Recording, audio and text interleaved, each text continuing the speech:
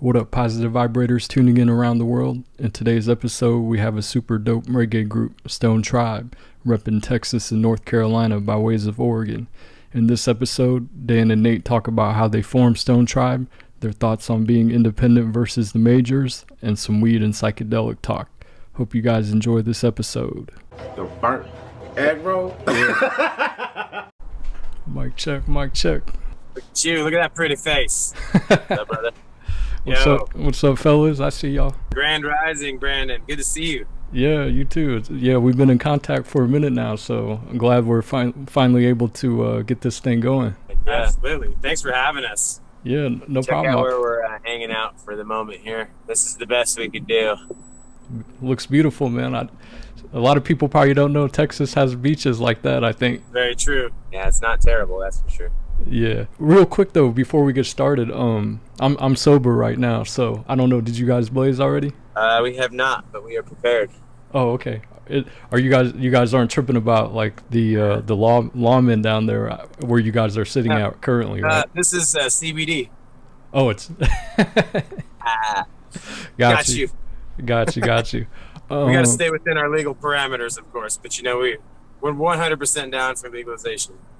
Absolutely. 100,000%. Absolutely. StoneTribe. What are you guys up? The burn egg roll. We would rather call you the crispy egg roll. You know. It's all good. We are not to get too spiritual early, but we are not our body and our mind, right?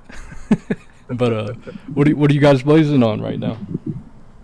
We got a little fruit doobie. It's got a little mixture of about four five or types or something. Yeah. There's some little mix. There's some gas in there. There's some lemons in there. There's some it's all West Coast in Colorado. Yeah, I'm on some runts right now. I'm using this little peace pipe right here. Little glass there. That's yeah. nice. I'll show you what I usually smoke out of, but I've been having like some kind of like chest pain, so I was like, man, maybe I'm smoking too much, but I'll show you what I was using. Bust out the steamroller. This is usually my go-to, like this little Rick and Morty bong.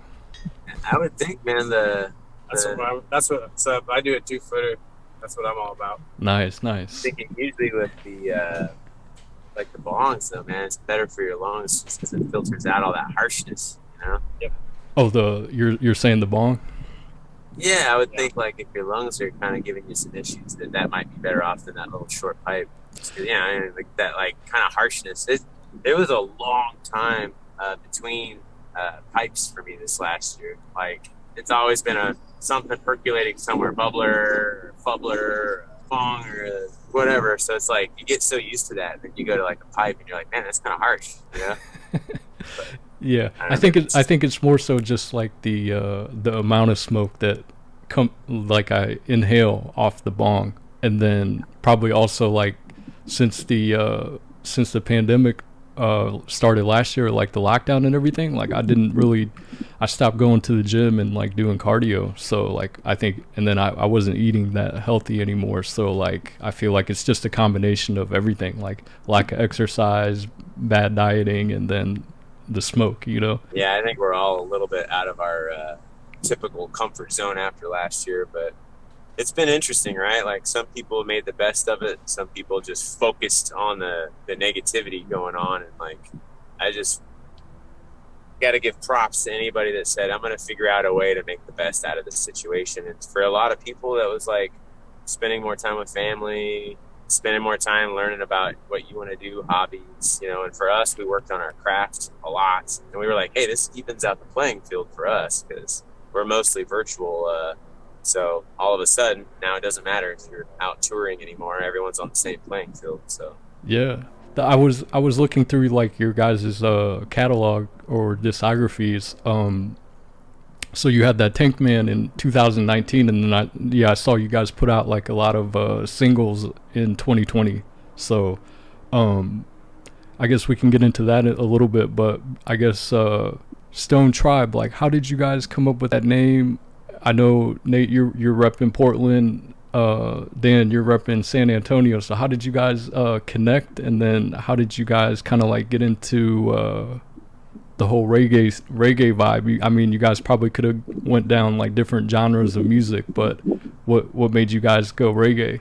Well, Nate and I, first of all, we both grew up in Oregon, and we played music in the same circles. We were playing rock, hard rock, and you know, as we got older, you know, we both got a lot more spiritual and in tune with nature and with the universe and trying to find balance within everything. And Nate and I both feel very strongly about bringing people together, not taking a political or a religious stance, really. And it's all about unification, bringing people together, because we know we all came from one source. We come from one source. We're all going through the same struggle to a different degree. Everybody's going through suffering.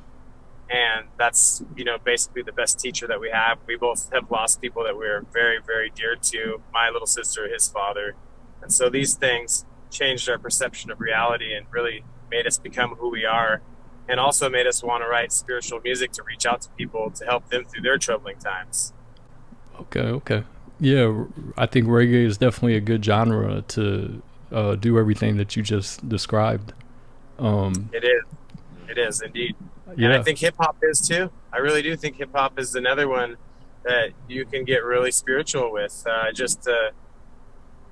Got to know where to look. In fact, I really dig that Tupac poster, and I saw a couple days ago someone posted on Instagram. I can't remember who it was, but it was this boy was dying, and Tupac, this guy, his family wrote to Tupac and said that he wanted to meet Tupac, and so Tupac flew out to, I think it was Georgia, met this kid, and he changed his, I think it was his publishing company or whoever he was working for. He changed the name to this boy's name in honor of him, and he brought him to like a basketball game, and it was just like such a beautiful thing to hear, you know. Yeah. So that seeing that Tupac poster reminded me of that.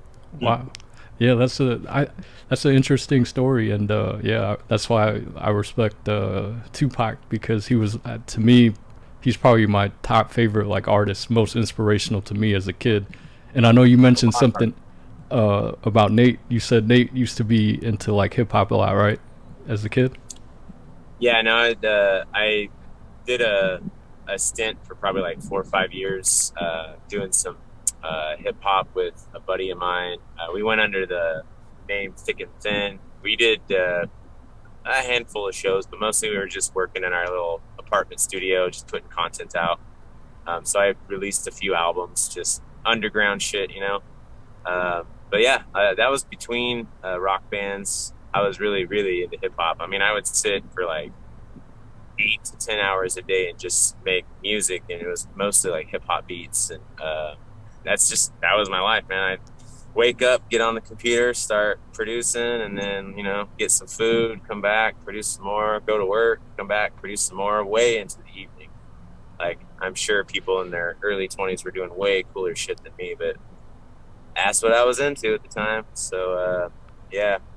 That's pretty dope. Some of that. Yeah, it's so Trying to bring that in. Yeah, I'm sure all that time putting in like on that work, it probably kind of helped lead you up to kind of like, or it kind of helped you kind of get to where you guys are at today as far as like the technical side, I'm sure. Yep, 100%. Yeah, I'd go over to Nate's apartment, and he'd always be cooking up beats. And so he went by the rap name Natehoven, you know, pronounced like Beethoven. Nice. I like that. Yeah, I saw that on. I was peeping out your guys' website, and I saw like I was reading the About Us, and I saw that Natehoven. I was gonna ask you, like, is that like your government name, or was that like a alias? Nah, it's just my handle. Some friends. I think actually my one of my drummers from a band when I was a teenager coined that one, and it just stuck. So it made sense though at the time. Gotcha.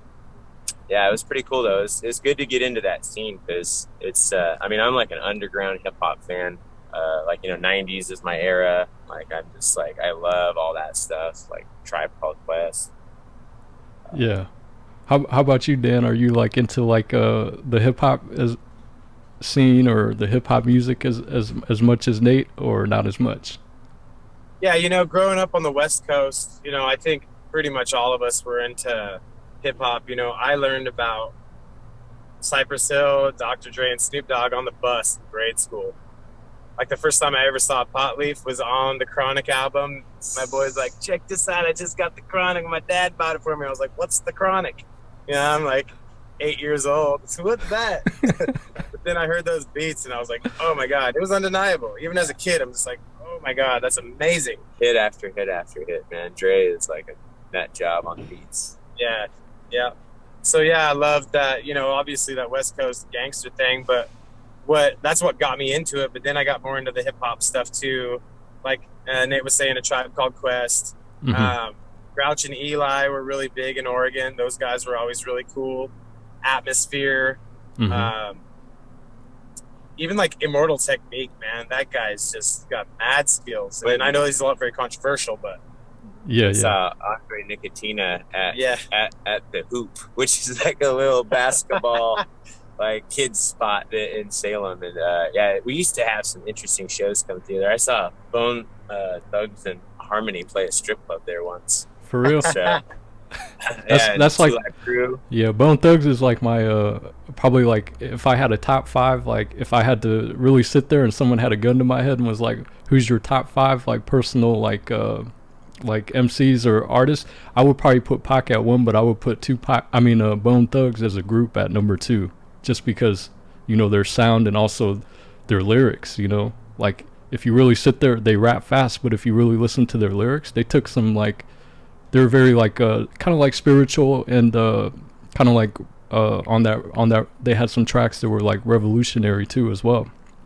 So yeah, reggae for me vibes. It was all about their style and their harmonies, and just it's nothing that I had ever heard before. Like, and I had to like ease into hip hop because I grew up on mostly classic rock and a little bit of reggae and big band stuff. And so like when I was first listening to hip hop, I was missing kind of just like the musical side of it. Like I hadn't quite figured out yet like what this art form was about. And so trying to think like who was the groundbreaker for me.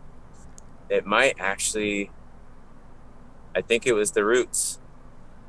Okay. No, it's probably, it was either the Roots or Bone Thugs, but one of these guys was like, they touched on the music side to a point where I really, really appreciated the harmony. And then I was like, all right, now let's check out like, the other side of it, the lyrics and like how they're spitting and like, what's this whole thing about as far as like, what are they trying to motivate people into, Yeah. How did you guys come up with the name StoneTribe? We were talking about kind of like just the oneness, like we're all one species, one race, all in this together. And we thought like the earth was the stone and humanity was the tribe. And then we just put them together, StoneTribe. Okay. Yeah, that's dope. We're all one big tribe. Yeah. Yeah, and there's also a little reference in there to that if you want it or not. Got you. I see it. I like that. I was gonna ask you. Blended in there well. Yeah, that was the first name we actually threw out that we were like serious about, and it just stuck. So it was pretty easy. Yeah. Yeah, I like it. I know. Earlier you guys said that you kind of went through some like personal stuff, losing people, and then that kind of helped you guys evolve more into like the spiritual side. But I know like I've been dabbling in some mushrooms like this year, like I've done them a couple years ago for the first time, but like this year I started taking them a little bit more and trying to get into that. Like, but that definitely, when I took mushrooms like this year, like it definitely helped me kind of like get more like less egotistical, more like I guess feelings of love, which I smoke a lot of weed, but that was like a different level, the mushrooms. Like ego death, they call that. Yeah, ego death. Yep. And it's true. You like just say, hey, I'm not important, I'm just literally a chain in this big exactly ongoing chain link. And it's just like, man, we're all connected in this way that without realizing that, you're missing out on a lot of cool connections. Yeah. Have you guys had any like psychedelic experiences? About 5 hours ago. Yeah, it's probably still twinkling in our eyes. Did you see it? It's finally making kind of like a long overdue appearance to. It's not like everybody was aware of it, but now it's kind of like in the spotlight a little bit more. And I think that's so important because of what you said earlier. It's the ability to open up your conscious, and I think everybody in the world should try it at least once, you know. And I'm not like trying to push this on everybody, like, hey, you got to go do this. But man, I tell you, if you haven't done it, you're kind of missing like a whole spectrum of life. I feel like because it just opens up your mind to how big it all is and how connected it all is. Yeah, I was gonna say, like, you can read about it. Like, I've read many books about like the spiritual and like the oneness, but to actually feel it, like, I feel like psychedelics is such a like a important piece, like you said. And there's like, I still haven't tried like LSD and DMT, but that's another level that I want to like get to sooner than later. Yeah. No, I think mushrooms is probably the best way to start. I mean, it's natural, it's God-given. It's been proven that it's been around for thousands of years and used throughout civilization for different purposes. But it's healing. You know what I mean? Like it's both mentally healing. It can be, I guess, maybe physically healing for some people. Not necessarily the psychedelic compound, but there's a lot of new science coming out about just some of these mushrooms that have been sitting under our feet for thousands of years, and they heal. Yeah. In fact, the largest organism in the world is a colony of mycelium mushrooms in Oregon, if I'm not mistaken. It's a honey mushroom that is growing over 3.5 miles or something like that. It's freaking nuts. Yeah, you can Google this shit. We're not making it up. Yeah. Just type in largest living organism on the planet, and it's a honey mushroom in Oregon. Yeah. And they have a consciousness. Mushrooms have a consciousness, 100%. Yeah. I don't know about all that, but it sounds cool. I talked to him, okay? Just take my word for it. Yeah, you know, and to on that same note with mushrooms, like, I was watching this documentary. Like, I watch a lot of documentaries on like psychedelics and stuff, but like there's Fantastic Fungi. I don't know if I saw that one. It was just some like Netflix. I think it was like explained Netflix. They have a lot of those explained shows on Netflix. Like, but this one was about psychedelics, and they were saying like a lot of these like tribes from back in the day, like in Mexico, or like the Mayans and all that, like they used to have like rituals, like even Native Americans, like shroom rituals, where they would get people together, and then they would all like do it, and then, like, you know, have visions and things of that nature. But then like it kind of like got banned like in the 60s, I think, like Timothy O'Leary and then this other guy, that something Hoffman, that created the LSD molecule, or found it, like and started using it. Like, it all got banned like in the 60s, and like the study right, and the benefits of it all dropped in the 60s, and they started jailing people. But like, it's just kind of dumb, I think, you know, like how they do that. Yeah, I mean, how do you make something illegal that grows everywhere on every continent? You know, naturally, without our help, that actually heals. You know, there's mushrooms that take oil out of water. They take heavy metals out of the ground. Oyster mushrooms. There's some mushrooms that eat nuclear waste. I mean, mushrooms will heal this planet, and it's a fact. Yeah. I got to name drop this documentary because you mentioned documentaries. Fantastic Fungi is such a good documentary. You have to watch it if you haven't. Is that on Netflix?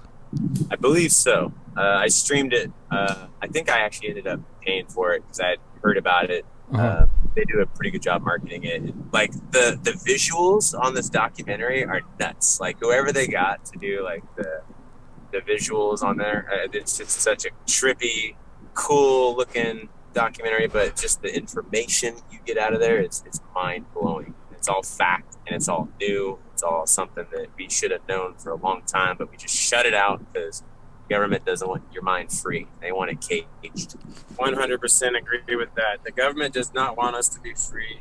They don't want us to come together. In fact, they do everything to drive us apart, and it's really sad. And many people see it. We just don't have the voice that people that control the media do. but we've got all the heart in the world. And once people realize that these people are playing a game of Monopoly on our backs, and all we've got to do is stand up, that game's over. Like that. And we can do it peacefully. Mm-hmm. Absolutely. And they can be a part of our movement. I see a lot of that, like on what you're talking about, like through like mainstream media. Like a lot of people buy into that left-right side shit, but like that's just divide and conquer methods. And then 100%. you can see now, like the narrative that mainstream media is pushing is kind of like vax versus anti-vax people. You know what I mean? Yeah, they want people to fight about everything. It's like, hey, if you want to get vaxxed, do that. If you don't, do that. You know, don't judge people. It's not our, you know, we're protected under laws that you shouldn't be asking people medical stuff. HIPAA, $75,000 fine if you ask people that stuff. And those laws are being completely ignored. So why is it that the government is allowed to ignore these things, or employers under the guise of an emergency, which, you know, we don't want to go down that rabbit hole, but it's safe to say that there is manipulation on a mass scale happening. And when you shut your phone off and you shut you close the door to the outside world and you just hang out in your mind with a little bit of psychedelics, you find a whole other side of life that just, you're like, all that stuff doesn't matter, man. It just doesn't matter. All that matters is love, unity, taking care of people, taking care of your people, and what else matters, man? I mean, seriously, that's what we're all here for. Yeah, I feel you on that. Like, you know, on the flip side though, like I do see like the need for government, but then I think the argument can always be like, how much governing do people really need? You know, and it's hard because like all states are different. People from different states are different, you know, like from California to even Texas. The way I'm sure like people in Texas, they probably think, generally speaking, they think different than people in California. I don't know if you guys would agree or disagree. I think that's blending a lot lately. I think everywhere you go now that was a blue or a red or this or that, it's all starting to blend because people are migrating in mass amounts right now, especially after the pandemic and everything. And it'll be interesting to see how this changes everything, right? Because people from California that are sick of the fires, the traffic, and the taxes, they move to Texas, which is a very conservative state historically. And they bring their policies and their mindsets and their vote with them. And so it's going to change stuff as it goes. And he hates hearing this because he's actually the Texan. I'm a North Carolinian right now. But yeah, you're seeing it happen in real time, and it's going to continue happening. And yeah, that is true. I agree with that. Like, I feel like as some of the older like politicians, they start to die out, and then the younger people that have lived in like these times with like current like technologies and stuff, and they can see, they have broader scopes, and they get into like these positions of governing. I think you'll see things start to open up, and like I guess you can already see it in Portland with like or Oregon, I should say, with decriminalization of like drugs, right? Pretty much all drugs, right? Yeah, no, they did that. Yeah, this last year, all drugs are legal to an extent. I mean, you can't walk around slinging pounds of H or nothing, but you know, you can have a couple grams on you, and if they catch you, it's like they're like, okay, see ya. So it's unique, and a lot of people think that they're really crazy for doing that. I think it's a fun social experiment. Personally, I think the war on drugs has failed so freaking bad that why not try a different approach? I don't know if legalizing everything is the right way or not, but you know, it certainly isn't any worse than what they've been doing the last few decades. Yeah. Going back to your music, like I was gonna say, I appreciate you sending me that track, Island Time, Dan.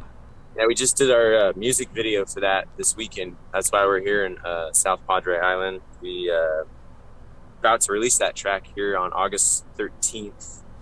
Okay. And we're getting our music video prepped. I don't know if it's going to make it in time for that. Probably not. We're going to try, though. We're close. But yeah, that's what we're doing here right now. Just kind of starting the whole marketing, promoting, getting all the content readied. And it's our first single we released in a while. Yeah, this will be our second single of the year.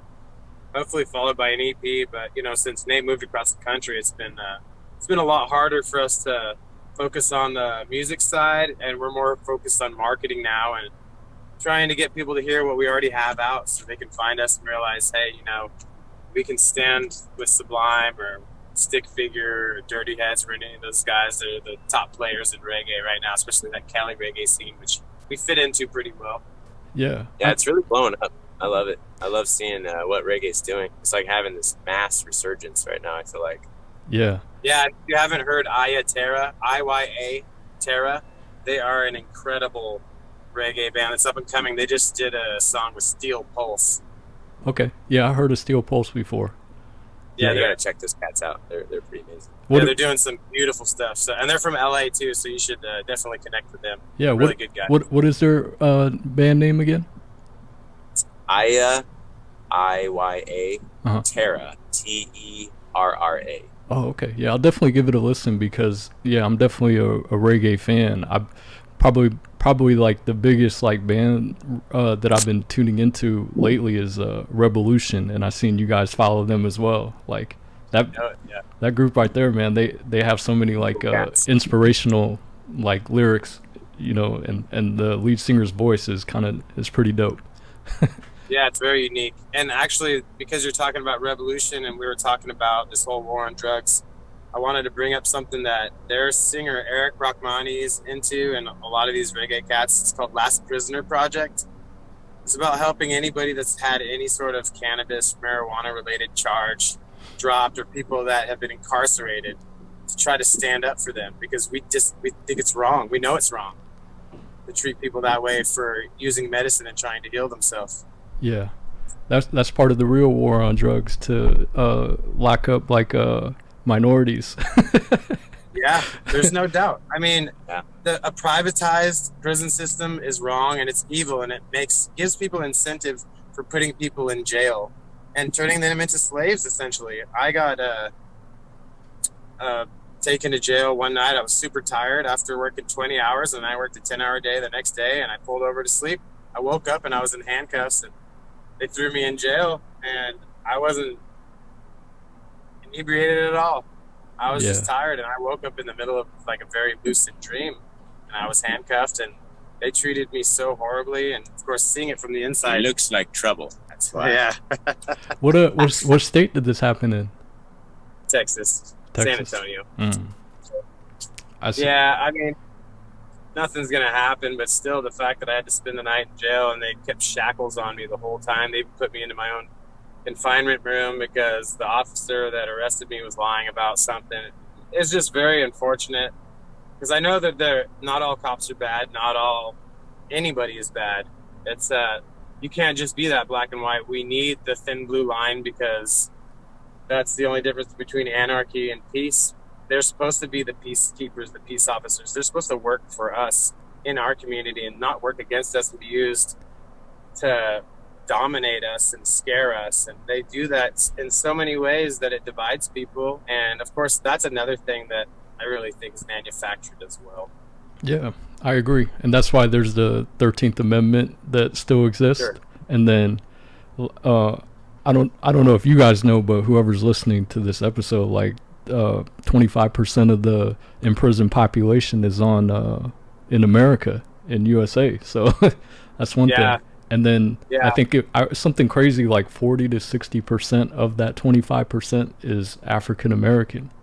So if that doesn't tell you that there's a bias in the system, like I don't think African Americans are just naturally like born to like commit more crimes than other races. I just feel like a lot of it is the system that they came up under within this country, Yeah, it's the game. They're born into it. And then they deserve better for sure from us. Yeah.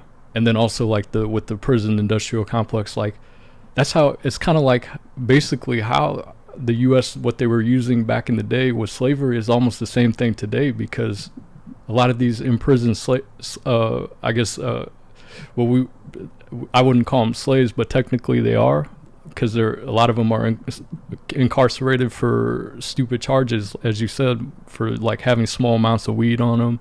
But they produce a lot of goods for our country, like they manufacture goods and they're all getting for basically for free, you know, within like farming and I think other things like plastic and all that type of stuff, like different things. But it's just the corrupt system that, you know, we live under. You know, but I don't want to shit on America though, because No, we love America. I mean, we do. We love it. We're so fortunate to be here. yeah, And it's just really sad too that there's so much scarcity in the midst of abundance. Like we have so much, but there's still people out there that are starving or they're not getting what they need. Maybe their parents are drug addicts or, you know, mom with 5 kids and she's stuck between a rock and a hard place. And there's no way to get out of that. Or who knows, maybe she's trying to manipulate the system. I mean, there's always both sides of that coin.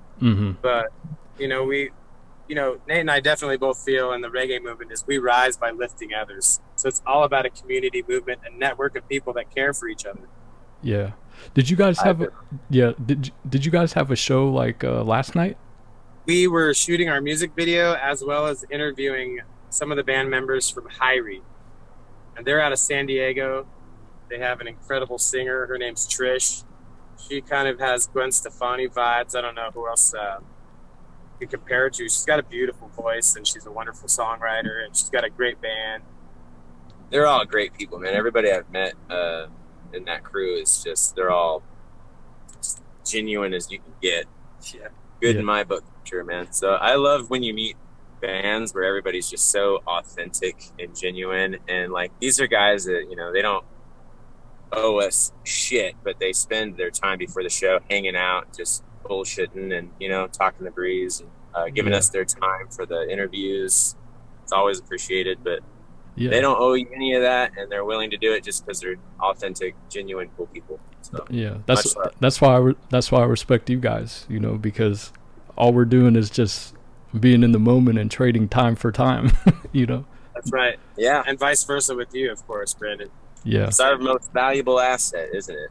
And yeah, it's special whenever anybody gives you the time of day, because it's getting harder and harder. Everything goes faster and faster as technology takes our interactions into some new crazy realm of fast, instant gratification, everything, which is what it seems like that's what everybody's doing right now. Yeah, that's what I was going to ask you. Like, because of social media, like, you know, it's made it easier for artists to kind of, you know, get started and kind of like build like an audience on their own independently. But I was going to say, like, what are some challenges do you guys see and also face, and that you can potentially give, like, because I talk to a lot of young artists, independent hip-hop artists on here, but like, what is some advice you can give to them as far as like grinding in the independent scene? And then I don't know, do you guys, you know, sorry for asking another question on top of a question, but like, are you guys like happy with like the independent scene, or are you guys like looking to like go like more mainstream as far as like major record labels? I mean, I would love some financial help, because doing it all by yourself is extremely difficult. I mean, we both work 9 to 5s and you know, do this kind of out of our pocket until it makes money, and we have income sources from people buying merch and streams, things of that nature, but it's never enough to cover the studio bills. So it's a great commitment to make as a musician, especially, you know, one that has to spend time. You know, you have to learn your craft. You have to write something, record it, get it produced, release it, get your, you know, distribution, and then you have to market it after that, and then you have to go and support it live and create that genuine connection with fans, which is really why social media is such a great tool. Because actually, before we had StoneTribe, I didn't have any social media at all, because I know how addictive it is, and I have a son, and I don't want him to see me like constantly on there, like, just looking at that.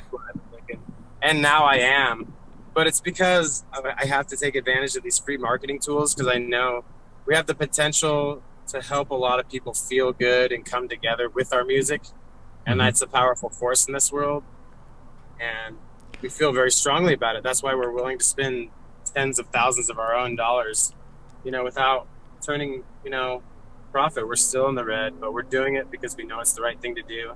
We will be blessed. We're on this path of ascension. People are starting to make stickers for us and skateboard decks and cool stuff and just sending them to us. We feel so lucky that people are reaching out to us. We're not asking them to do that stuff. So, wow, like what a blessing to have people doing that. So those are our people. We are fans of our fans. Yeah, I respect that. Yeah, it's a good feeling. I bet. It's a great feeling. I was gonna say, because like how a lot of these young artists that I talk to, I feel like when I just listen to them, I feel like they have good skills. They if you put them next to like some of these mainstream artists, like I feel like they can hold their own. But it's like, I guess more so I try to get them to see like, and like if you want to get to that level, they have to take chances, you know, and try to put their music out and get it heard by like some of these mainstream artists or like record label people, you know.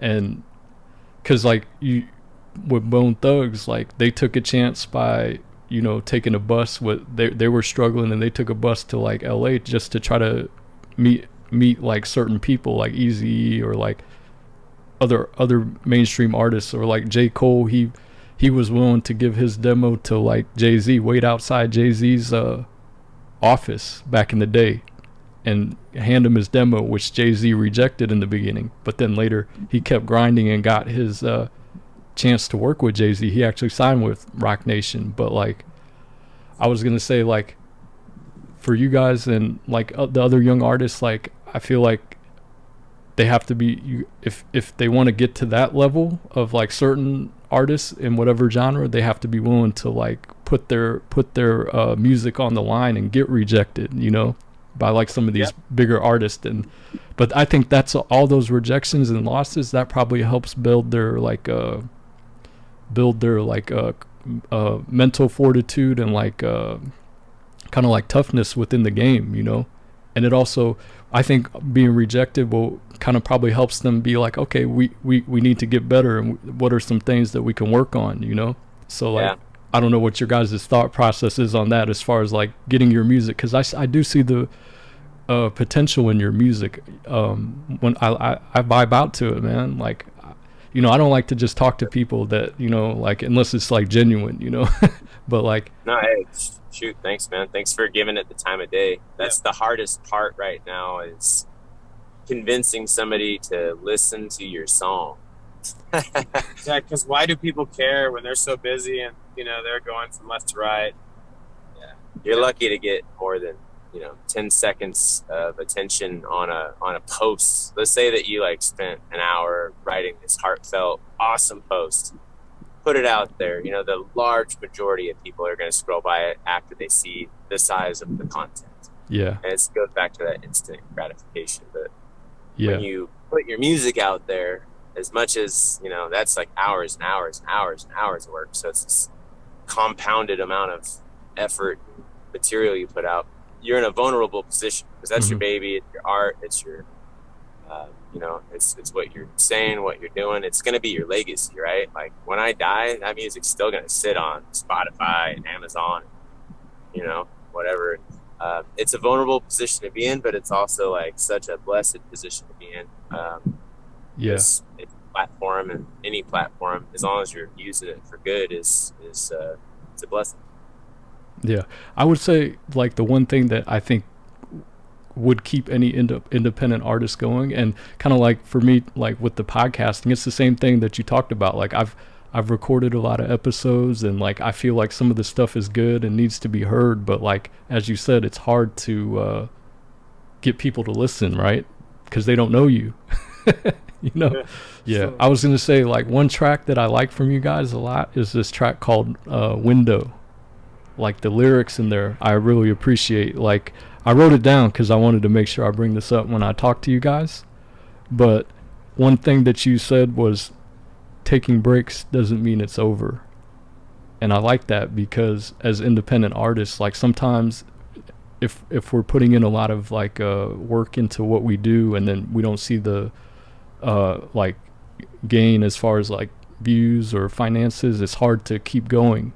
But sometimes I think it's important that we take breaks and kind of reevaluate things. So Yeah. I don't know if Very much. whichever one of you guys want to elaborate on those lyrics. Like taking a break doesn't mean it's over. That was specifically during the pandemic when we were writing that, and I was just watching society kind of like buckle in on itself, really, for lack of better terms. And I was just thinking, man, of all the times in my life where I thought like you hit rock bottom, and some people, when they hit that point and they feel like they're at rock bottom, it's really, really hard to believe that there's going to be this super bright day in the future. You just can't see it. It's too far away. The light's too far in the tunnel. But we've all been to there and back. And it's just like, you got to remind yourself, you got to remind people that no matter how bad it might look right now, you may not even remember this in a few years, because you might be onto something so damn cool that it's like, this was like just another step on the ladder. Yeah. How about you, Dan? Like, has there been any times where, like, within your musical journey, where you're like, damn, I'm putting in all this time, and like, I don't know why I keep doing it, but I don't know. Has that ever happened to you? Yeah, I think that it 100% happens to all artists, because it's tough out there. It's stiff competition, especially like the music game, where you have so many people wanting to do that. So the industry is so oversaturated. And again, like we were talking about earlier with social media, you can immediately reach even like major artists' pocket message. So that would be a thing that I would tell younger artists, like, find people that are into the music that's like yours, or people that are following the same hashtags. Start following them and seeing what they're into. Comment on their stuff and give them something of value. And once you give them something of value, they're going to want to check you out, even if it's just giving them a little heart, or seeing something that they said and, chiming in on it a little bit, just giving them that support from the community, which is, again, what it's all about. We rise by lifting others. Yeah. Facts.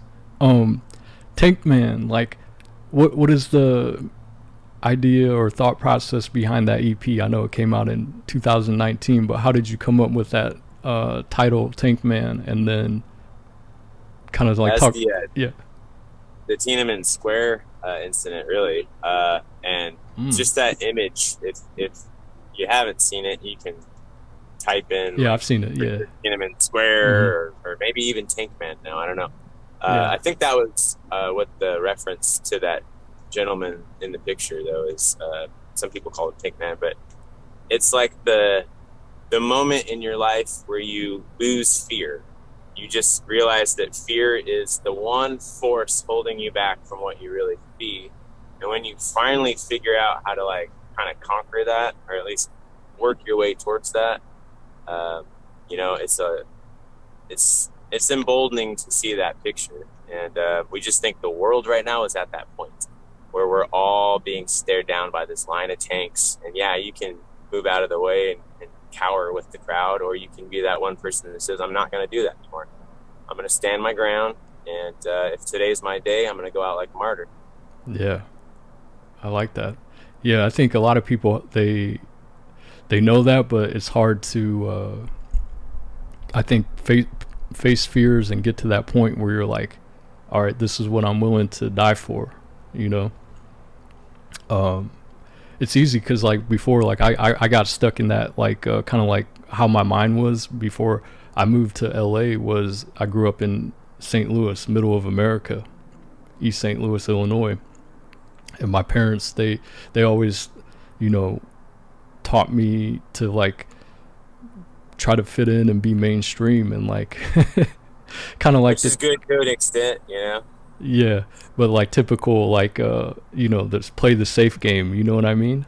But, like, it's hard if you always play that game and you stay in the middle and you have a comfortable income, and work like a 9 to 5. It's easy not to, like, I think, face your fears, because we can always fall back on money, right? I think money is that one thing that makes people comfortable. Like, if you have enough, and it's kind of gives people, like, a false sense of confidence, I think. Security blanket. Yeah. And a lot of people fall into that. But yeah, go ahead, Dan. I think you were going to say something. Yeah, well, I mean, I've heard this, my whole life. We all have people say that money is the root of all evil, but the thing is money is a medium that can be used for either good or evil. And our perception is that when you buy something in the marketplace, you're voting with your dollar and you're telling the universe, God, Jah, whatever you want to call it, that's what you support. So, if you want to go support single moms and give your dollars to strippers, that's, you're telling the universe, I want to support single mom strippers. And if you, buy cocaine, you're supporting cartels directly because that's blood money that goes through cartels. People die to get that here. It's cut with terrible things, makes people sick. So I personally I couldn't support cocaine because I know what it does. I wouldn't vote for that with my dollar. Cannabis, 100%. Let's do it. Let's heal these people. And in reggae, they'd say, cannabis is the healing of the nation. And, for some it may, and others will find it other ways. But if that's your path to enlightenment that helps you get to source, then I'm all for it. Yeah. What are some of like your guys' like earliest experiences with cannabis? Because for me, like I probably tried it when I was like 16 or 17, but I really didn't like fully get into it. I was more of a drinker, at an early age. But then when I moved to LA when I was 27, like weed is so abundant out here, so I just started smoking more, and I feel like it kind of changed my perception on things a lot, tremendously. Because it kind of slows down time, and I can kind of like get more focused on the moment, whatever I'm doing in the moment. So I guess if you guys want to talk a little bit about like your history of cannabis, that'd be dope. Yeah, I was probably 14 when I started experimenting regularly, and I don't know if at the time it was just something to do. In that age range, it wasn't spiritual for me at that point in my life. It was just kind of fun and something to do after after you ran out of other shit to do. If you had money at all, you could go down to the Sam Goody CD store and waste $18 on a CD, or you can go buy that 20 sack. So. One of them was going to last longer than the other, for sure. Yeah. What about you? Yeah, go ahead. All right, go ahead. No, well, for me, I was 16, and it was in the back of somebody's car after a Model United Nations after-school program in high school. Model United Nation kids are out there in the parking lot smoking. I'd never seen a bong in person before, and I had like a slide carb, and these guys are like, "Here, try this," and I was so scared because, my whole life, or our whole lives, we've been propagandized. Tell you that this thing is so dangerous, and if you do this, you're going to want to go try all this other stuff, and it's a gateway to everything. And with perception, it did open up perception for me a lot, but I realized first time trying it that this isn't what I was told it is in school. This isn't what my parents tried to scare me about. And I actually confided in my mother the first time I smoked, and I thought she was going to be very receptive. But she got really scared and mad at me, and I got grounded, and it actually drove our relationship apart. And, honestly, it's not all her fault because my little sister was very physically disabled. So she was going through so much physical and spiritual trauma, knowing that her child is suffering, and she could only do so much. And I was suffering from that too. So, I can't say that I blame her, but I'm a parent now, and I can't teach my child that way because it's not right for me. But we each have to choose our own path, and that's the beautiful thing about life. We all have free will. We all can make our own choice. Hopefully we don't get incarcerated for it, because this is a spiritual path, and cannabis, every time I take a puff, I thank the universe. I think it in my mind, it's like making a blessing before a meal. Yeah. Before you drink something, giving a blessing. Do the same thing with cannabis. Yeah. I was going to say, like, one thing with weed, though, is, like, I do think there's a learning curve for it, And some people have bad trips, and they're like, I never want to do it again. I've had some moments, too, where I was like, damn, I'm too high, man. I don't want to be this high right now. But, like, I never quit, and I just kept going, and I was like, all right, now it helps me to understand my mind better and how I think and how I operate in different situations. But like, what do you guys think? Did you guys have like any type of like learning curves coming up with it? I think kind of just learning how it fits best within your life, and finding there is boundaries with everything.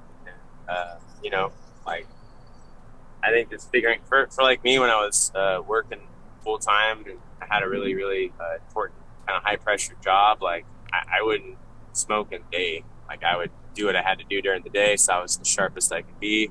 But I tell you what, at night, man, my stress level, you know, it's hard to decompress when you have a crazy stressful job, and then life just comes at you at 100 miles an hour anyway. And when I would come home and just like, you know, take a couple puffs of herb, it's just like from 100 to, you know, like 60, just like that. And you're like, Yeah. I still have all my mental abilities. I could still do everything the same. I'm just kind of like you said, slow down a little bit to where you're able to relax and enjoy the moment more. Yeah. How about you, Dan? Yeah, for me, I've got a lot of energy, so cannabis has helped me. Like, I didn't want to use a drug like Ritalin or something like that. You know, I don't need coffee. I rarely drink it. When I do, it just gives me so much energy. It's just like overwhelming for me. I drink like a little half cup or a quarter cup generally if I'm going to drink it at all, maybe once or twice a week max. But yeah, it just kind of helps to calm me down. I come from some very aggressive people, very alpha personalities, want to be in control all the time, and it kind of helps me to let go a little more and realize more about myself, about what I want to change. When I recognize something in someone else that bothers me, generally I'll find that in myself, and that's why I don't like it, because I'm doing it too. Mm-hmm. Yeah. Did you have any type of like learning curves, like when you from the time you first started it until now? Like, did you ever have any like bad trips or anything? You know, I never did. It was always like something that was just like, it was meant to find me, and it did help me a great deal, and especially when I needed it. So no, not for me. It was just like, what flavor do I like the best? Are you guys into like the sativas versus the indicas, or do you have any preference? I like the hybrid myself. Yeah, most things you find these days are hybrids. I can't say that there's that much of a difference. I mean, for people that don't have a tolerance, that there's definitely a big difference. But those of us that have a higher tolerance, it's not really that much different, at least for myself. But I'm 250 pounds, so I'm a big boy. Yeah. It hits me differently than a lot of people. Yeah. I do notice, like, for me, like, sativas, they definitely, I feel it more in my mind. If it's like a pure sativa, like my mind is more active versus like a heavier indica. Like I do feel more of it in my body, and I'm more relaxed, and I'm more like in a more vegetative. Like I don't want to think too hard. I'd rather watch a movie and just eat more, you know. But sativas are more like, it is true, I think, right? Do you guys believe that in the sativas versus the indicas? More high alertness and energy spectrum, if I'm not mistaken. I didn't go to weed college, so I don't know. Well, like the land races, you're gonna find things that grew in like Thailand or Mm-hmm. you know, Afghanistan or Hawaii. And yeah, they have those either indica or sativa dominant traits. Yeah, those are much more pure, you know, and they make you feel that way a lot more. It's harder to find those things these days. So everything's been crossed with everything's, and it continues. Yeah, it is a lot. Like I just was trying to save some money, so I bought like some outdoor grown weed because it was a lot cheaper. But then when I was smoking, I was like, man, this stuff doesn't taste as good, and it kind of like is making me cough more. It like hurts my lungs more. So Yeah, there is a difference, I think, between outdoor and indoor. There it is, for sure. and I was worried that if people are doing stuff outdoor, are they spraying this with pesticides or anything like that? Are they how are they keeping the pests off? Are they using something natural like I'd use in my, you know, vegetable garden, like neem oil, which is safe? Or are they using chemicals, you know, some big pharma, big tech industry stuff, like dangerous stuff. Pesticides are not good. I don't think that they're good, you know. Mm-hmm. I don't want to eat that. I don't want to feed that to people. I don't want that on my medicine. I will say too, because of how many people are, whether they admit it or not, how many people are using pot these days. The legalization movement needs to happen for the safety and the health of the people doing it for these very reasons. It's like, yeah, it's gonna happen no matter whether it's legal or not. So why don't we make it safe for people? You know, let's support our community. I had a good experience going through Oregon's legalization process because, I mean, it was the whole transition, right? I'd always hid and had to meet people and wait for stuff. And, like, it's, you know, one, that's dangerous for kids to be out doing, and they're going to be doing it anyway, whether or not we want them to. They're going to be experimenting with life like we all do. Why not make it safer? And why not guard the chemicals? Because they test everything, you know? I mean, you're Cali, I don't know if they're the same exact policy, but like you see what's in there. It's like an ingredient label on a box of cereal, you know, like when you get your herb, you see what's in there, what the percentages of everything you see when it was tested, what company tested it. So it's safe, and it makes it a much more healthy experience for Americans. And since we're all demanding everyone do change their life and everything for the health of the country, well, you know, this is another really easy step. If you're really that concerned about the health of all Americans, then it's a good place to start. Yeah, no, I agree. I agree 100%. And I think it's just probably today it probably comes down to like money, right? Like how are people going to capitalize off of it in different states? And then just kind of like, because I feel like some states are so like ingrained to think it's bad that maybe they can't justify legalizing it yet. But as time goes by, and then like some of the younger politicians come into office, they'll be able to you know, change the laws. And then, but yeah, I think it's more so probably finances is the reason why. Well, you know what helped it pass is when they finally said, here's what we're going to do with the money. And they were like, 25% goes to schools, 10% goes to drug rehabilitation programs, 10% goes to local law enforcement. Right. And you're like, you mean it doesn't go to the cartel?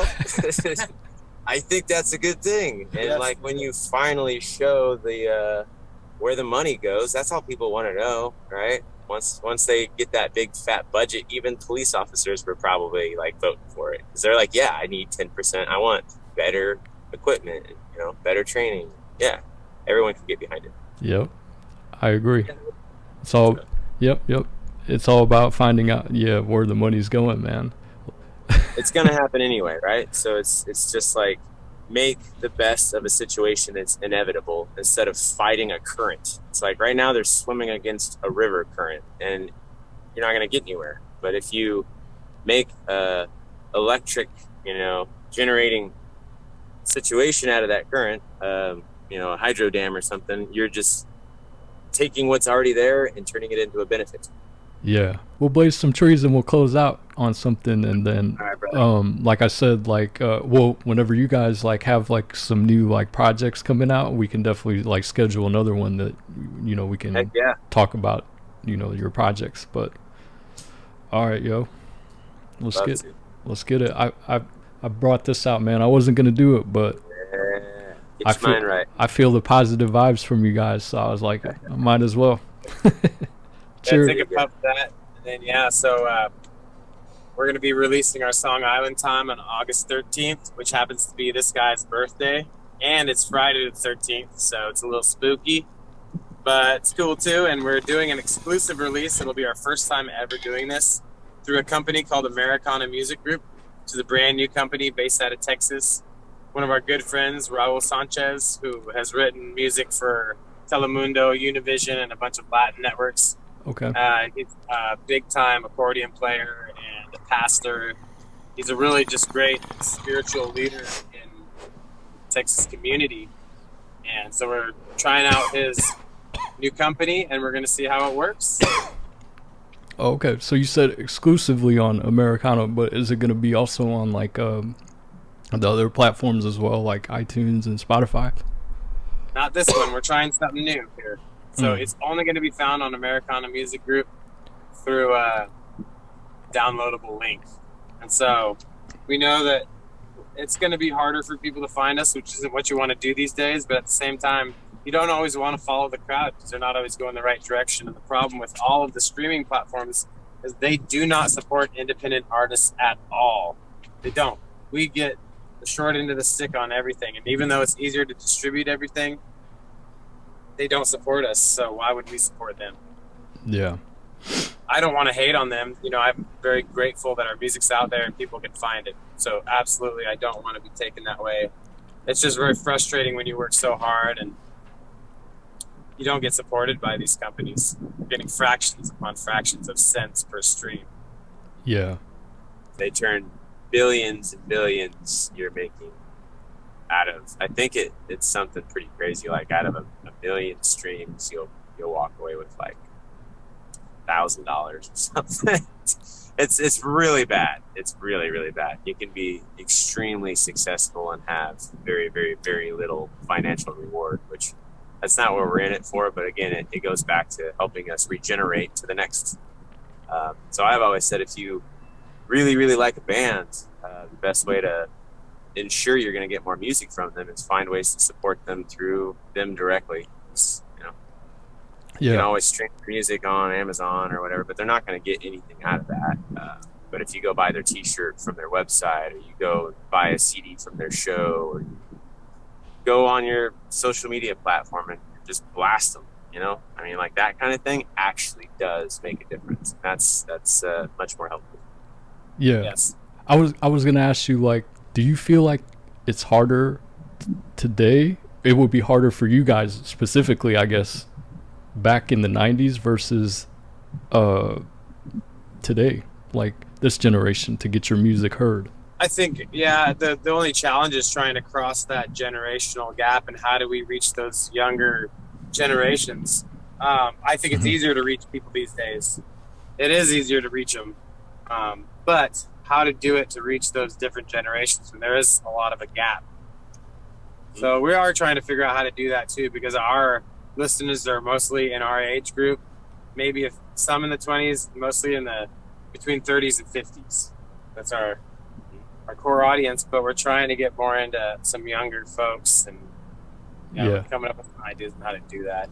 It's interesting, social media gave everybody a platform we didn't have before, so very big benefit, but then it also gave everybody a platform. So the numbers game is like nuts, I'm sure. And I don't have any data to prove this. I'm just assuming this, but I would venture to say there's probably more people promoting themselves now than there were back then. So it's equally as hard. You have a platform, at least, though. I believe it. I think less musicians have yachts these days. You say? It's like, it feels like back in the day, everybody had a bus and a yacht and a you know, like your gear was like traveling behind you in a bus that was probably $100,000 bus. Yeah, that's just moving your equipment around. And now you see these bands that are just like in it to win it, man. 5 to 10 years, they're just hitting the grind. They're working super hard, and they're cruising around in like a short bus that they've converted into some terrible living space. And like, they're more successful in my book because they're doing it like the right way. They're like in the mix. They got their hands in the dirt. They're actually like touching people's, lives every day, one way, shape, or form. Then I think the old school music was more glitz and glamour and kind of shock factor, and not as genuine, maybe. Not every band. What about you, Dan? What do you think as far as like, I guess the 90s, as far as like the game back in the 90s versus today? What are your thoughts on that? In the 90s, I just think that you had to have more money behind you because there wasn't as easy of a way to reach a worldwide audience. It's just changed so vastly over 2-decade period, 3-decade period, right? Yeah. So yeah, we were kids, in the 90s, and it's all like, remember those neon colors that were so popular? That neon pink, that neon orange, like that was the day and age of the rock star where you had to have big bucks behind you to make it anywhere. And these days, really, it's anybody's game. But yeah, the hardest part of that, with the caveat, would be that everybody is their own star in their own reality show now, which is cool in its own right. It's just harder to sift through it all now. So, but you know, you listen to the radio, they're playing the same artists from the past. There's not a lot of new stuff being added, and it's weird. I don't really listen to a lot of radio, but when I do, it trips me out. It's like the same 20 songs you heard, you know, when you were a kid. Why? You know, there's so much beautiful music out there. They don't want us to grow and expand and evolve. Why are they spending money on that still? It's old news. Yeah, that's why I think sometimes, like, you know, you see some artists that like you see where they started from, but then when they they hit it big and they go mainstream, like it's hard to keep making the same music, right? Because they evolved as artists. It's probably like a catch-22 in your guys' mind as far as like going mainstream versus the benefits of staying independent, right? You don't want to lose any part of your soul in the process if you gain success, and sometimes you see that happen with people, and I guess until we go through it, we don't know for 100% sure which side of the coin we'll end up on, but I like to think we'd stay true to our mission. When we started getting into reggae, me and Dan had just gotten out of other bands. We were like dinking around on solo projects and stuff, and we stayed in touch, even though he had moved to Texas and I was in Oregon. And he just brought it up. He was just like, "Hey, man, you like reggae, right?" And I'm like, "Yeah, I love reggae." And he's just like, "Well, you know, it's pretty big over here in Texas right now." He's jamming with some reggae bands and stuff. And he's just like, "We should do a reggae band." And I was like virtually? He's like, "Yeah." And so we started talking about, like, can it happen? And yeah, sooner or later, we just said, we need to do this because no one else is putting out music that means anything. And I don't mean that disrespectfully, people that are. I'm just saying, like, in general, what you see in the mainstream is that they are just pumping garbage into these kids' heads. And we were like, we have to come up with something that can get in that mix, but can have an actual, like, real positive influence, or at least a message that people can get behind instead of just, you know, drugs, sex, violence, and everything else that everybody's like. I mean, look at the songs that go to #1 lately, right? Just go, WAP, baby, WAP. Just go down the list of the last couple of years of #1 hit singles and read the lyrics. Just go read the lyrics. Yeah, what were those Post Malone lyrics? Tony Ramos? You gotta say that line. Do you know it? Oh, Nate read me this Post Malone, and he's got some cool melodies. But he had these lyrics that were just about buying homies Tony Romo's in a snowstorm or something. It wasn't that, but something to that effect. We're like, what? Okay. It made no sense. Had no relevance to anybody. And it was all about his melody, which does make an artist realize that the melody is what everything's based upon. You know, people judge it by the melody, not what's being said, generally speaking, or at least first. Some people never even listen to the lyrics. They're like, oh, I just like the beat. It's like that. You know? Yeah. But I think we could do better. I think music is an art form. You know, like, you're not going to put a macaroni art up at some kind of art museum. You're going to put up the Mona Lisa because it's freaking awesome art, and anybody can appreciate it and learn something from it and expand their mind from staring at it, or just be awed at the human's capabilities. But then you look at what we're pumping out with music, a similar art form, and it's like, what we focus on, it's like fucking macaroni art, man. It's terrible. I like that macaroni art, but I was gonna say I like that too. Kind of makes me hungry. Yeah, brings me back to my childhood. Yeah. Now I was gonna say, like, some of the good artists, I think they're the ones that kind of like mix, like they know how to mix, like, the message within, like, some, like, glossy packaging, right? Glossy imaging, right, or lyrics. Yeah, and we're still trying to find out how to do that to really reach maximum amount of people. That's really our goal right now. So you nailed it. Yeah, that's hard to do, right? Sure. I think, but I don't know. Are you guys familiar with, like, I guess I would say in the current hip hop game, like Kendrick Lamar and J. Cole? Yeah, I know the artists. I don't know a lot of their songs, but you know, I can't really judge it because I haven't heard it enough. But yeah, it's not something that I've heard, and when I've heard it, I'm like, oh, I got to go listen to that. Mm-hmm. It's just not. Yeah. You know, I do dig on a lot of reggae, but I listen to a lot of metal music. I listen to flamenco. I love gypsy music. Very eclectic. I love listening to stuff from the Roaring 30s, 20s, like big band jazz. I'm real tripped out when it comes to music. I love psychedelic music. Pink Floyd. Pink Floyd, yeah, that's a big influence of ours. Yeah. I feel like we've ragged on like all the art. So I just guess I should clarify that we're talking about the majority. When we say that no one's doing this or that, it's not that there's not artists that are just killing it, because there's so many, and I could go off for half an hour and tell you some. But I'm looking at the majority. The mainstream artists, the people that have the big push behind them, they have all the money behind them. Why is the industry choosing this type of music to be popular? And we all have to ask ourselves that question. Yeah. That's that mass programming, man. That mainstream media. They want to keep the masses dumbed down, I think. Yeah, no doubt. That's what we. I don't know how else That's to what we explain see it. too. Doesn't make any other sense any other way other than they just want to, pump you full of filler preservatives so that you don't have any nutrition. Yeah. I like that. That's a very true analogy. I'm gonna have to get Nate to find this song. It just popped up in my mind. I was trying to think of it the other day. What's that song? What Happened to Hip Hop? Remember that song that he wrote? He probably doesn't even remember. This guy's got thousands of beats that he's written. So I forget my own lyrics sometimes because there's just too many. There's like a book stack of lyrics tall enough to ride a carnival ride back at my house. It's freaking stupid. Yeah. I had to start taking pictures of them because I was like, I'm running out of spot to put all these lyric sheets, man. I gotta stop this. So yeah.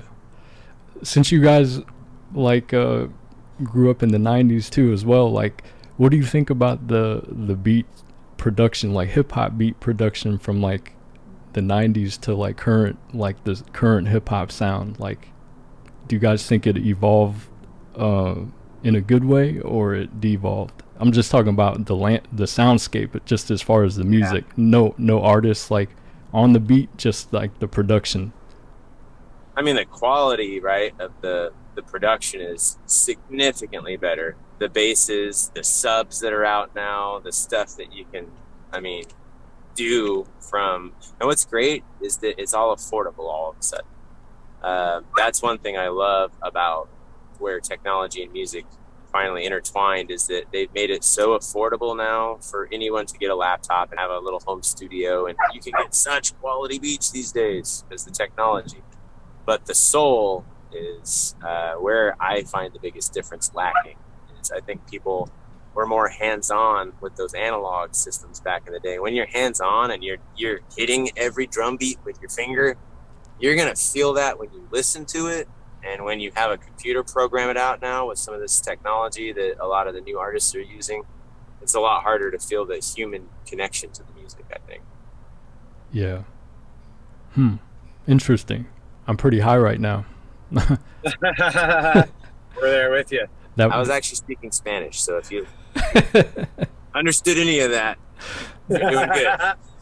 No. Yeah. Do you guys like performing like live?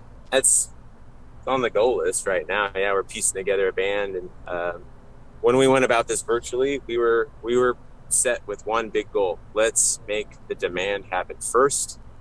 And then we'll show up when there's enough demand, and we'll put this together. Because we've toured, we've been in bands, we know what that scene's like. It's a hard life, very hard, and we're just busy, so it's hard to just fit that in anymore without a way to sustain yourself. Mm-hmm. But yes, eventually live is the goal when the demand is there, and we're getting there every month. It's inching closer and closer, man. Like, I feel like any time now, we've gotten show offers and stuff, but it didn't make feasible sense to do it at the time. But I feel like any time now, somebody's going to be like, hey, we want you to come on this tour. And if it's the right thing to do and it all makes sense, hell yeah, we'll do it. Yeah, I'm starting to play some acoustic gigs and really reaching out to people. I was in Alaska a couple of weeks ago, and I played an impromptu show out there. I just kind of got pushed into it by some friends because there was a guitar there, and they're like, come on, do this and see what people think. And people just went wild, and they're like, where are you from and who are you? You're somebody famous. And I was like, no, I'm just a regular guy just like you. I'm just a big music nerd. Yeah, I want to play live so much, and that's the only thing that I think is really missing in our formula, but we chose it to be that way, and we want to create that demand before we go out. We want it to be there. We want to have our core audience. Yeah. They will come. Yeah. I think you guys have like a good sound and a good message. I appreciate when I listen to your music, I appreciate the message. Like I was saying, like that track Window, like that I gotta read it again, man. I wrote it down, man. Like, taking breaks doesn't mean it's over. And there was another good lyric off that song that I wrote on my laptop, but I forgot to write it down on my notes. But I'll text you guys later. But that was man. This sucks. We're still getting the stink eye from the umbrella guy right now. I took his umbrella an hour ago. I was like, "Can we borrow this for 30 minutes?" Yeah. Sorry to keep going, man. I'm just high right now. Hey, no, that's cool. You guys should meet little Zach here. This is Dan's son. He's just an amazing kid, and really a How you big doing, help Zach? out on the scene when we were doing our music shoot. He was there supporting us how we needed. There were some fun scenes, man. You guys are going to dig this music video. I don't know what's all going to get in there, but I tell you, we have so much ridiculously cool content that it's going to just be a nutty video. It's cool. Very beautiful video and fun. And we were opportunists and we took advantage of everything that got presented to us. And blessings upon blessings happened. So it was meant to be. Can't tell you how many laws we broke this last 48 hours for this video, but it's all worth it in the end, bro. Island Time, right? That's what you're talking about, the new video? Yeah, Island Time. Yeah. August 13th, AmericanaMusicGroup.com. Yep, check it out. And in the meantime, you can see another video that was also shot by the same director. No Mo Clouds. No Mo Clouds. It's on YouTube. Go check it out. No Mo Clouds. It's a really positive song with a good vibe, and it's got a cool music video. That's our official music video that's out right now. Yeah, I watched it. I just watched it today, man. I watched it a couple weeks ago, but then I watched it again today. I was like, man, it's a dope vibe, man. Huh? Yeah, good visuals. There's some great people that worked on that. We had a lot of fun doing that. A lot of fun. Yeah. Yeah, and our buddy and us, we wrote it, directed it, produced it. We did everything. Self-released it. Yeah. So we're pretty proud. We're up to almost 70,000 views, so it's doing something, you know.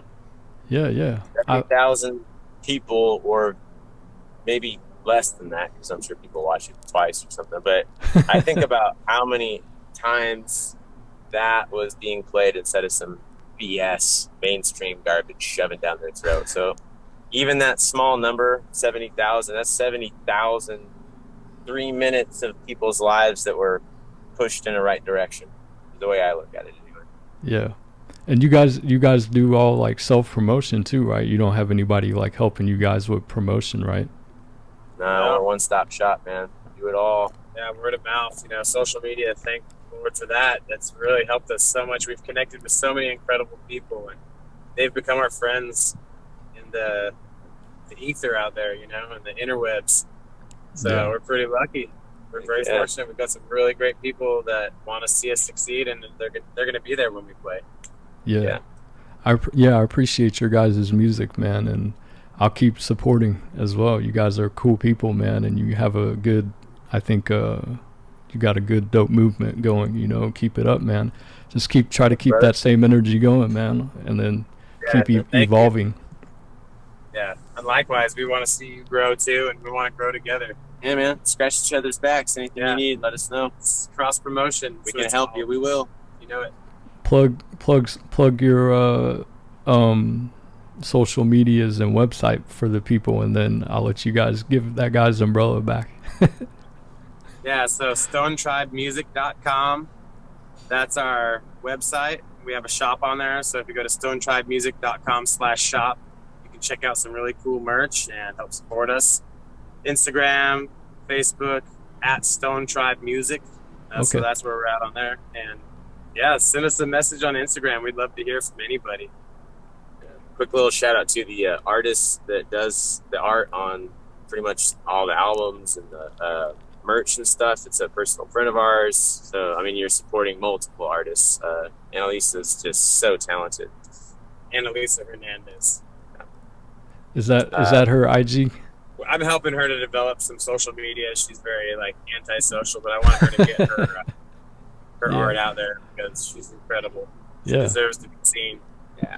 Yeah. She definitely works really, really hard, and we wish we could, reward her more than we are able to, and that's all part of it. Is whatever we get, we're going to give back 100%. So, the more that anybody out there that likes what we're doing, likes our tunes, the more you support us, the more we turn around and support you, one way or the other.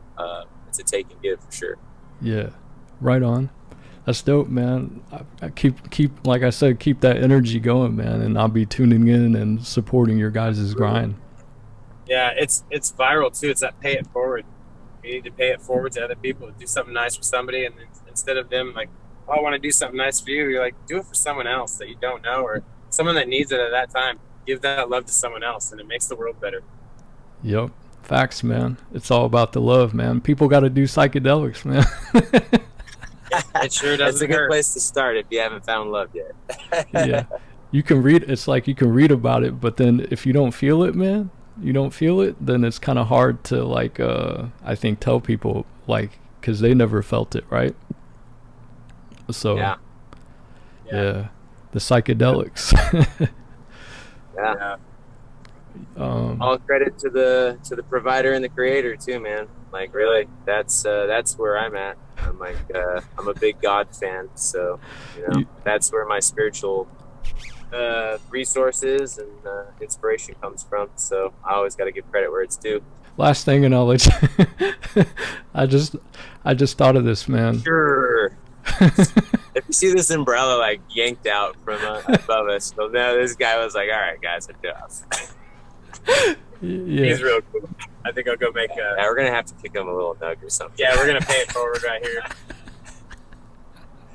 All right, shoot. You got one more question. What you got, Brandon? Last one. Because you're talking about God, so I was gonna say Kanye West, like his last album, Jesus is King. Did you guys listen to that album? I did. Yeah. Boy, that was interesting. And in so many ways, and I can't say I'm like a huge fan of the album overall, but I can say that it's something unique that somebody had to try, and kudos to him for being vulnerable like that, Yeah, you're gonna get judged when you start talking about God because people are like, "That's not real," or "That's." We all have to make our own choice. We all have our own free will, and it's not for us to say what's right or wrong for someone else, unless it hurts someone else. That's when someone needs to step in, probably. If you're doing it for the right reasons, then you shouldn't have any backlash or any regrets. And I think he was truly in it at that point. And whether he is or not anymore, I can't judge either. Only God can judge you, but only God can judge you. But yeah, it's like one of those things where I think he was in it for the right reasons and the right time, and it probably turned a lot of people onto that too. To be honest, a lot of people that didn't, even think about religion or God or anything, like having Kanye come out and be like, check this out. So props to him for leading people to the light. Yeah, that's real talk, man. I just started listening to the album, and I'm like, because I finally gave it a chance. Like, I was prejudging it off of what people were saying about it. Like, because not that many people, I guess, like that direction that he went as far as being like a more of a Christian themed album.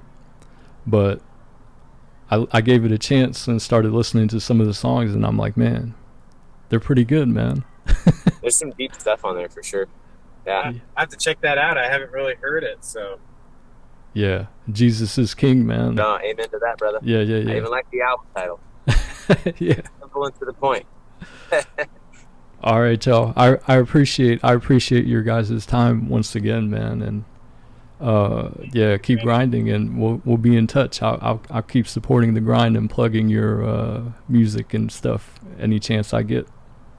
Right on, brother. Thanks. Everybody out there too, support Brandon's podcast. It's freaking awesome to have somebody genuine like yourself, just spending your time of days, getting to know people, and that's awesome, man. I hope you blow up, brother. Yeah.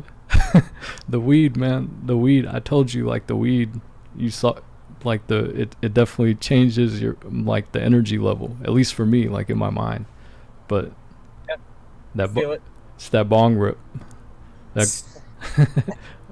just like, you know, maybe it's not as bad as what they're telling us on TV all of a sudden.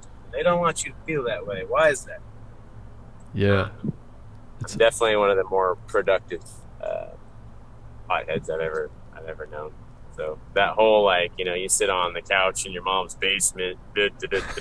Yeah, right, bro. Look at the last freaking crazy 10 years of my life, man. I'm a busy MFer. There's no correlation at all. That's just I don't know who came up with that one, but that ain't true. It doesn't make you live. I respect the grind. All right, man. We got to get back to the grind, brother. Yeah, Yeah. thank you so much, Brandon. We appreciate you so much. You're such a great guy, and we feel so honored and blessed to connect with you and be friends with you, and we are fans of yours as well. Yeah, man. Much Cheers. love, everybody. Be good to each All other right. out there. Stone Tribe. Make the most of your day. Double OT.